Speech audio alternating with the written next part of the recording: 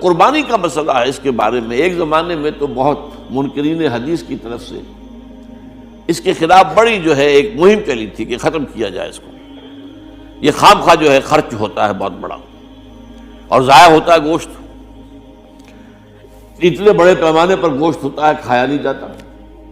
اچھا ایک زمانے میں فریج بھی نہیں تھے، یہ بھی نہیں کہ آپ محفوظ کر لیں، گوشت ضائع بھی ہو سکتا تھا، اور بھی چیزیں جو ہے وہ گوشت کی وہ صحیح طور سے استعمال نہیں ہوتی تھی۔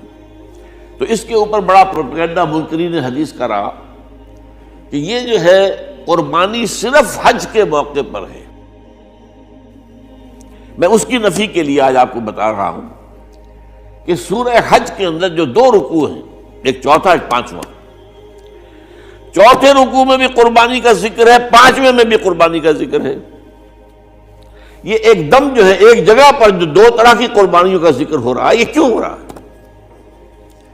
چوتھے رکوع میں وہ مناسک حج کے ساتھ اس کا ذکر ہے، وہاں جو فرمایا گیا لِيَشْهَدُوا مَنَافِعَ لَهُمْ وَيَذْكُرُوا اسْمَ اللَّهِ عَلَى مَا رَزَقَهُم مِّن بَهِيمَةِ الْأَنْعَامِ فِي أَيَّامٍ مَّعْلُومَاتٍ عَلَى مَا رَزَقَهُم مِّن بَهِيمَةِ الْأَنْعَامِ فَكُلُوا مِنْهَا وَأَطْعِمُوا الْبَائِسَ الْفَقِيرَ۔ وہاں پہ قربانیاں دو، پھر اللہ کا نام لو، ان جانوروں پر جو اللہ نے تمہیں عطا کیے ہیں ان جو معین دنوں کے اندر دو، فی ایام معلومات، اور پھر اس میں سے خود بھی کھاؤ، اور جو ہے جو جیسے صدقہ کا گوشت ہوتا ہے وہ نہیں ہے، وہ قربانی کا گوشت ہے، اس میں سے آپ خود بھی کھائیں اور غرباء کو کھلائیں، غریبوں کو دیں، مساکین کو دیں۔ تو یہ پورا حکم آ چکا ہے چوتھے رکوع کے اندر۔ پانچواں رکوع پورا کا پورا جو ہے وہ عید الاضحیٰ پر ہے میرے نزدیک۔ یہی حکمت صوم کے بارے میں ہے کہ وہاں جب ایک حکم تکرار کر کے آیا کہ پہلے فرما دیا گیا فَمَنْ كَانَ مِنْكُمْ مَرِيضًا أَوْ عَلَىٰ سَفَرٍ فَعِدَّةٌ مِّنْ أَيَّامٍ أُخَرَ، اگر بیمار ہو کوئی اور یہ یا کہ سفر پر ہو تو وہ تعداد دوسرے دنوں میں پوری کرے۔ پھر کیا وجہ دوبارہ آ رہا ہے؟ شہر رمضان الذی انزل فیہ القرآن ھدی للناس وبینات من الھدی والفرقان فمن شہد منکم الشہر فلیصم ومن کان مریضا او علی سفر فعدۃ من ایام اخر۔ کیوں؟ یہ تو ادبی اعتبار سے یہ کلام کا عیب شمار ہوتا ہے، تکرار بلا کسی سبب کے، نہیں سبب کے بغیر نہیں ہے۔ وہاں کیا تھا؟ وہاں ان 2 رعایتوں کے ساتھ تیسری بھی شامل تھی کہ اگر صحیح ہو اور مقیم ہو پھر بھی روزہ نہ رکھو تو ایک مسکین کو کھانا کھلا دو۔ یہ رعایت ختم ہوئی ہے رمضان کے روزے کے ساتھ، اب رکھنا پڑے گا روزہ، اور اگر بیمار ہو یا سفر پر ہو تو ٹھیک ہے دوسرے دنوں میں پورا کرو، پورا کرنا لازم ہے اس کا۔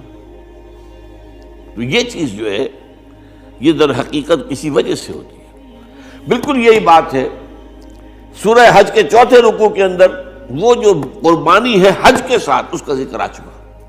اب سنیے یہ جو آ رہا ہے، فرمایا وَلِكُلِّ أُمَّةٍ جَعَلْنَا مَنْسَكًا، ہر امت پر ہم نے ایک جو ہے قربانی کا معاملہ نازل وہ جو ہے فرض کیا ہے۔ میں نے چونکہ آج شروع میں کہا تھا کہ صوم اور حج میں کچھ مشابہتیں ہیں۔ دیکھیے صوم کا حکم بھی آیا تھا تو کس طور سے آیا تھا؟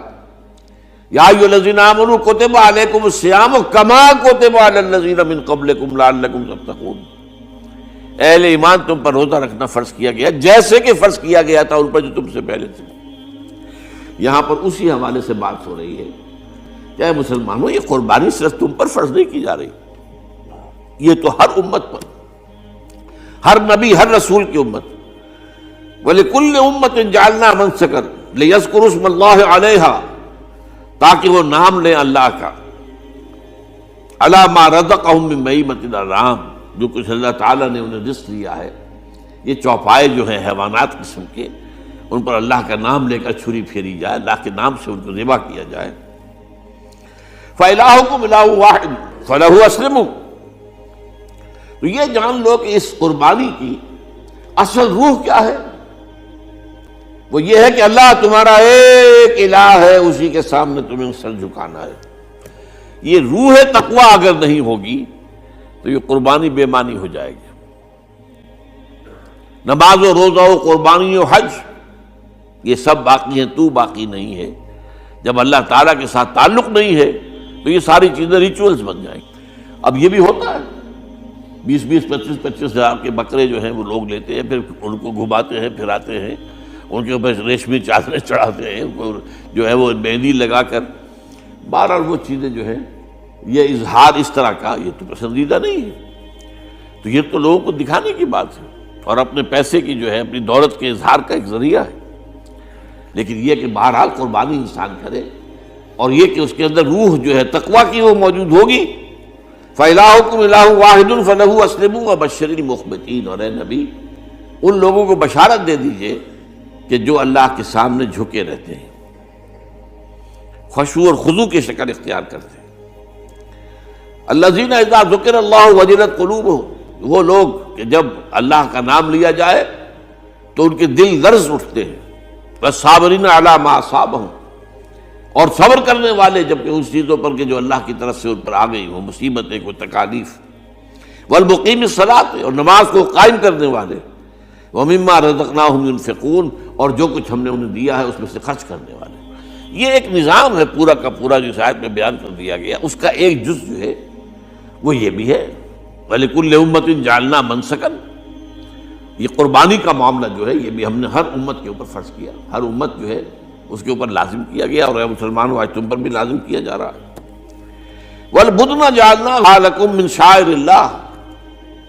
اور یہ جو قربانی کے اونٹ ہیں، یہ خاص طور پر چونکہ عرب میں تو اونٹ کی قربانی ہوتی تھی، دوسرے جانور تو وہاں کم ہوتے ہیں، اور بہرحال ان کی قیمتی متاع بھی اونٹ ہے. وَالْبُدْنَ جَعَلْنَاهَا لَكُم مِّن شَعَائِرِ اللَّهِ. یہ اللہ تعالیٰ کے شاعر میں سے یہ اونٹ جو ہے یہ قربانی کا اونٹ ہے. یہ مکے لے جایا جا رہا ہے، یا یہ بکرے اور یہ مینڈے جو ہیں یہ قربانی کے ہیں، یہ وہاں جا رہے ہیں. تو یہ بھی گویا کہ ایک طرح سے اللہ کی نشانیاں بن جاتی ہیں. ان کے حوالے سے اللہ تعالیٰ کا ایک تصور اور اللہ تعالیٰ کے ساتھ ایک ذہنی رشتہ قائم ہوتا ہے. لیکن فیہا خیر، تمہارے لیے اس میں خیر ہے، بھلائی ہے. چنانچہ جب وہ جاتے تھے حج کے لیے تو جو بھی ان کے ساتھ دودھ دینے والا جانور ہے، قربانی کی نیت ہے لیکن دودھ جو ہے اس کا استعمال کر سکتے ہیں درمیان میں، اور بھی کوئی اگر ان کی کوئی چیزوں سے فائدہ اٹھانا ہو. لکم فیہا خیر.